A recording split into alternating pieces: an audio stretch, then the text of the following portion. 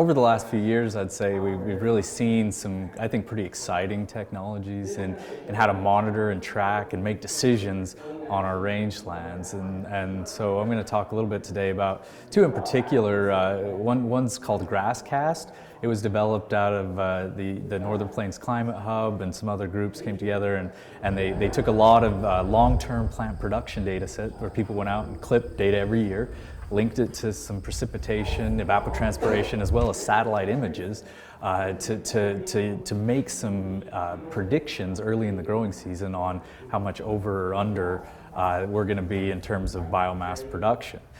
So really it's a drought planning tool that can help us to better understand how much grass we're going to have during the growing season. And it starts early, so you can go online on their website and get pretty good information on the projections going forward into the growing season. So the second one that I'm going to talk about a little bit is it's called the Rangeline Analysis platform, and this is also a tool that uses satellite imagery to basically look at ground cover. And so it does a really good job of looking at it from about a 30 by 30 meter pixel across the whole western United States. And it helps us to really understand if it's bare ground that's predominant in that pixel, if it's trees, if it's perennial vegetation, if it's annual forbs or grasses, if it's shrubs. And so it's a really neat tool that was just recently released out of with researchers at the University of Montana to really help us see ground cover from that really satellite view of a large landscape. I mean, the risk of drought's kind of a perennial challenge.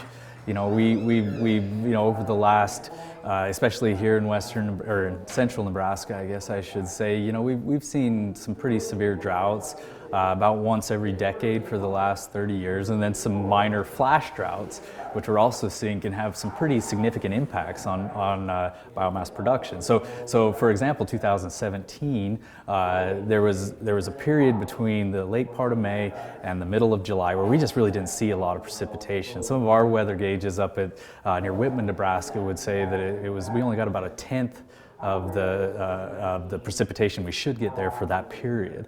So, and that's really the time when our warm season grasses are coming on.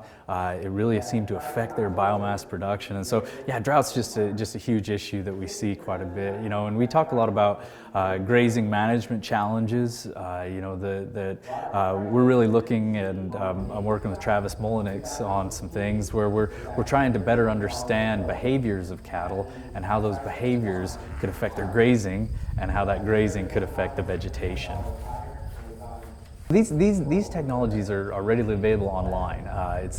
There's scientists that take that data, they condense it down and put it in a format online that we can really digest, and it comes up in maps, and you can pinpoint right on your location or your county, but right on your ranch you can see, okay, what's my cover look like over the last 20, 30 years even. They back calculated some of those things.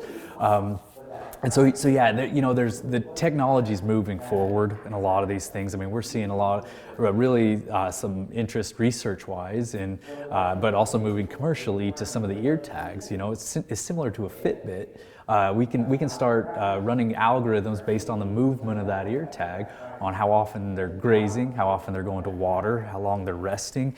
You know, all these things you can link to health. You can link to things, are they calving? You can link to things, if they're in heat. You know, you can, if you, a step above that would be some of our GPS tracking technology is actually becoming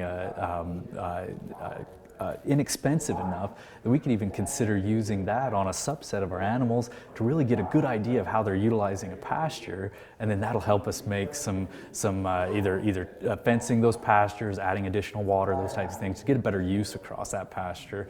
So yeah, GPS technology I think is going to get more and more commercially available, and there are companies now that are pushing it that can help us with some of those things. You know, I'm kind of a traditionalist at heart, and so I don't know if technology should take everything, you know, because there's a lot of value in being out there and seeing your cattle and knowing what they're doing, and but there's going to be tools to help us make it easier. You know, I think really penciling these things out, you know, things like, let's say for drones, for instance, I know a lot of young producers are starting to get drones because they found that that if they can send a drone out and check water or do these other things, so it saves them firing up a pickup, driving out there and seeing. Again, you probably don't want to do that. You want to get out there. You want to see your rangelands. You want to be part of that because that's where you see it. I think we can get too far removed from that by using technology. But yeah, I really think you can pencil out some of these things with the price point they're at now, and with the price point I think they'll get high quality technology into the future. It's going to get cheaper and cheaper and cheaper as it becomes more commercially available. And then I think producers could really see and then pencil out the value that this will give me X amount of return and help me with these portions of my management.